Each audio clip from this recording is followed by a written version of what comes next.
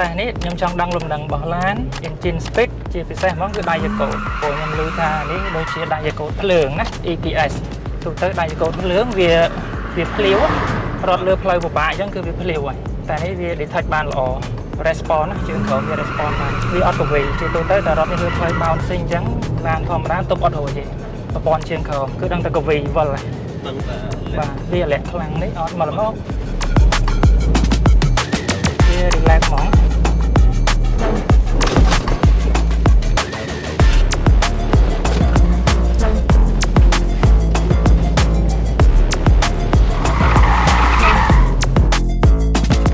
អរគុណច្រើនអ្នកគ្នាឡងបាទខ្ញុំជម្រាបទៅកាន់អតិថិជនរបស់ Chevrolet ម្ដងទៀតទៅគឺខ្ញុំឈ្មោះហួតឈីវហុងបាទសប្តាហ៍ថ្ងៃជាក់ស្ដែងទៅខ្ញុំជាម្ចាស់អាជីវកម្មមួយខ្ញុំលក់រថយន្តទៅជុះ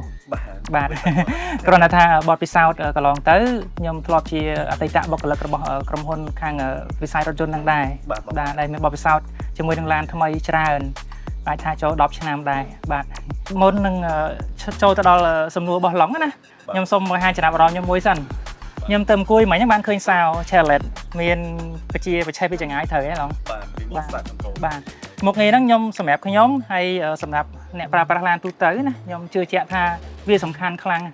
មិនរើសថាឡានហ្នឹងជាឡានគ្រួសារឬក៏ជាឡានដឹកទំនិញឡាន pick up ឬក៏ឡានអីផ្សេងទេព្រោះដូចជាក់ស្ដែងអញ្ចឹងណាយើងកំពុងតែក្តៅខ្លាំងមេឃដែលកំពុងក្តៅខ្លាំងអញ្ចឹងមុនយើងចូលទៅក្នុងឡានយើងអាចបច្ចេកពីចម្ងាយទៅវាអាចត្រជាក់បានយ៉ាងស្រួលដែរបាទមុខងារហ្នឹងគឺល្អសំខាន់ខ្លាំងហើយចាំបាច់ខ្ញុំអត់គិតថា Chevrolet ស៊េរីថ្មីហ្នឹងធ្វើបានល្អដល់ប៉ុណ្ណឹងបាទធ្វើបានល្អហ្នឹងសម្រាប់ខ្ញុំគឺយើងសាកជាមួយគ្នាមិញហើយឡងបាទអញ្ចឹងឡងប្រហែលជាញ័រជើងអត់ទាន់បាត់ដូចគ្នាដែរបាទបើជាក់ស្ដែងទៅពេលយើងកាន់ចង្កូតវាមិនលំបាកលំបិនមិនហត់មិននឿយណាយនៅក្នុងការប្រឹងទប់ប្រឹងអីខ្លាំងទេដូចនៅក្នុងវីដេអូដែលយើងបង្ហាញទៅកាន់អតិថិជនរបស់ Chevy គាត់កំពុងតែមើលអញ្ចឹងណាការបើកគឺយើង speed វារៀងលឿនខ្លាំងគួរសមដែរគ្រាន់តែថាយើងធ្វើនៅលើផ្លូវថាផ្លូវឯកជនបាទវាផ្ដល់នូវសុវត្ថិភាពទេគ្រាន់តែយើងហ៊ានប្រើល្បឿនដល់ទៅប៉ុណ្ណឹងគឺដោយសារតែអីខ្ញុំចាប់កាន់ដៃចង្កូតឡានភ្លាមបាទយើងមានអារម្មណ៍មួយថាប្រព័ន្ធជើងក្រោមរបស់ឡានប្រអប់លេខម៉ាស៊ីនគឺវាដំណើរការល្អជាមួយគ្នាបាទគឺវាទៅទាំងប្រងអញ្ចឹងពេលដែលយើងចាប់កាន់ចង្កូតមកយើងជន់ល្បឿន20 30 40 60 70រហូតដល់100ណានៅលើផ្លូវគួរក្រហមផងក៏យើងមានអារម្មណ៍មួយថាវាមានទំនុកចិត្តបាទទំនុកចិត្តហ្នឹងដោយសារអីប្រព័ន្ធជើងក្រោមវាមានលំនឹងល្អចង្កូតវាឆ្លើយតបវា response បានល្អជាពិសេសបូមបាទបូមប្រព័ន្ធជើងក្រោមដូចខ្ញុំសួរឡងអញ្ចឹងដំបូងឡើយខ្ញុំគិតថាឡានហ្នឹងប្រហែលជាបូមទាំងមុខទាំងក្រោយព្រោះវាទន់ល្អវា response បានល្អបាទក្រោយតែពីយើងតែហើយយើងចុះមកបានខ្ញុំដើរទៅមើលក្រោយបើជាទៀសទេបាទដើម្បីជា DNA ថាឡានប្រភេទដឹកណាគឺត្រូវតែឲ្យធន់រឹងមាំក៏ប៉ុន្តែយើងចូលមកអង្គុយវាមានអារម្មណ៍ថាវា comfort ពេលយើងបើកមិនថាផ្លូវ smooth ឬក៏ផ្លូវអាលាក់ខ្លាំងនេះបាទអញ្ចឹង concept នៃការ design ដូចខ្ញុំឆ្លើយតបទៅឡងតាំងពីដើមអញ្ចឹងយើងមើលទៅការ design ខាងក្រៅតួឡានមួយជុំអារម្មណ៍ខ្ញុំគិតថាវាជាប្រភេទឡានគ្រួសារជា SUV ដោយឡែកពេលដែលយើងចូលទៅដល់ខាងក្នុងឡានយើងចាប់កាន់ដៃចង្កូតមកយើងអង្គុយលើកៅអីដ៏ទន់របស់វាហ្នឹងហើយយើងមើលតាបឡូបាទយើងមើល dashboard មើលកុងទ័រអីផ្សេងវាជាឡានគ្រួសារទេវាមិនមែនជាឡានដឹកទេបាទដល់តែពេលយើងចាញ់តែប៉ាជន់ទៅទៀតអូវាហត់តែ smooth ធ្វើឲ្យយើងមានអារម្មណ៍មួយថាយើងបើកឡានគ្រួសារទេមិនមែនឡានដឹកទំនិញទេបាទហ្នឹងជាអារម្មណ៍ពិតរបស់ខ្ញុំចំណុចលេចធ្លោខាងក្នុងខ្ញុំបានលើកឡើងខ្លះហើយតកតងជាមួយនឹងការ design គឺដៃចង្កូតគឺវា4 spoke ដូចគ្នាប៉ុន្តែស្បែកទន់ល្អខ្លាំងថ្នេរវាចាប់មកគឺតាក់ដៃហ្មងអញ្ចឹងពេលដែលយើងកាន់បជាយើងមានអារម្មណ៍ថាវាមានទំនុកចិត្តបាទហើយ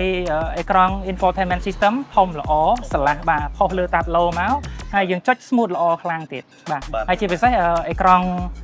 MID នៅកណ្ដាលបាទអេក្រង់កុងទ័រណាបាទវាជាប្រភេទ digital អញ្ចឹងវាស្អាតវាសំណុកមើលវាភ្លឺច្បាស់ល្អហើយចំណុចសំខាន់ខ្លាំងមែនតើហ្មងដែលខ្ញុំគិតថាវាជាចំណុចដែលសុវត្ថិភាពហើយខ្ញុំបើកឡាន pick up ច្រើនហើយគឺ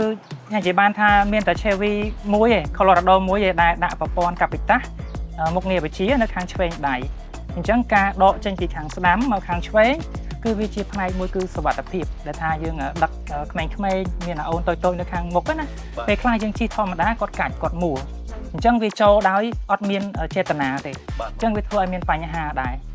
បាទអញ្ចឹងដល់ពេលយើងយកមកដាក់ខាងឆ្វេងអញ្ចឹងមកគឺវាដាច់ផុតពីពួកគាត់ហ្មងអញ្ចឹងមានតែ driver ដែលអាចបញ្ជាបាន បាទហ្នឹងក៏ជាចំណុចសុវត្ថិភាពមួយដែលខ្ញុំចាប់អារម្មណ៍កត់សម្គាល់ខ្លាំងមែនទែនកន្លែងចំណុចហ្នឹងបាទជាពិសេសប្រព័ន្ធសុវត្ថិភាព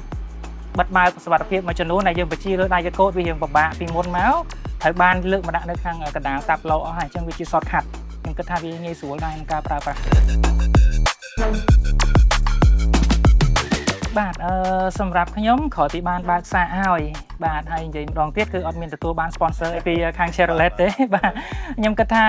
គួរណាស់តែអញ្ជើញសាកល្បងមើលសិនបាទมันគួររំលងហើយព្រោះនេះមិនមែនជាឆ្នាំដែលថាគ្រាន់តែផ្លាស់ប្ដូរតិចតួចគឺបដូររូបរាងទាំងស្រុងដូច្នេះហើយដូររូបរាងទាំងស្រុងគឺយើងបានការ design ថ្មីយើងបានទទួលបច្ចេកវិទ្យាថ្មីម៉ាស៊ីនថ្មីនិយាយរួមទៅអ្វីៗគឺវាថ្មីទាំងអស់ហើយអញ្ចឹងក្រោយពីសាកល្បងហើយបងប្អូនអាចធ្វើការពិចារណាឡើងវិញបានថាគួរតែជ្រើសរើសយក brand ណាមួយនៅក្នុងចំណងចំណុចចិត្តបងប្អូនប៉ុន្តែมันគួរមើលរំលង Colorado 2026ទេអូខេប៊ុនឡុងប្រាប់ខ្ញុំថាឡានហ្នឹងម៉ាស៊ីន 2.8 តាក់បូថ្មីទៀតហ៎បាទតាក់បូថ្មីឥឡូវអត់ទាន់មានផ្លូវទេនេះឡើងចំណោតអញ្ចឹងប្រហែលជា3ម៉ែត្រកន្លះ 7-4 ម៉ែត្រទេហ៊ានឡើងមួយខ្ញុំតែហ៊ានបងហ៊ានបើថាហ៊ានបើកធ្វើចុះសិនបាទខ្ញុំអត់ដែរសាកដែរណាឥឡូវផ្លូវថ្មីហ៎ផ្លូវថ្មីហ្នឹងហើយបងប្អូន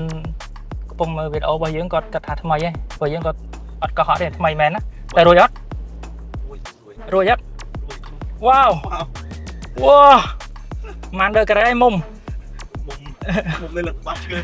បាត់ឈើទេអត់ប្រឹងផងណាខ្ញុំគ្រាន់តែប្រឡែងប្រាំងតិចនេះអូខេឡើងធូរមែនតើបាទអញ្ចឹងសម្រាប់បងប្អូនអតិថិជនដែលមានបំណងចង់ធ្វើការតេស្តនៅរថយន្ត Pick Up Colorado Series ថ្មីនេះអាចធ្វើការទំនាក់ទំនងតាមរយៈ page ផ្លូវការ Chevrolet Cambodia នាំចូលនិងចែកចាយផ្ដាច់មុខដោយ TH Group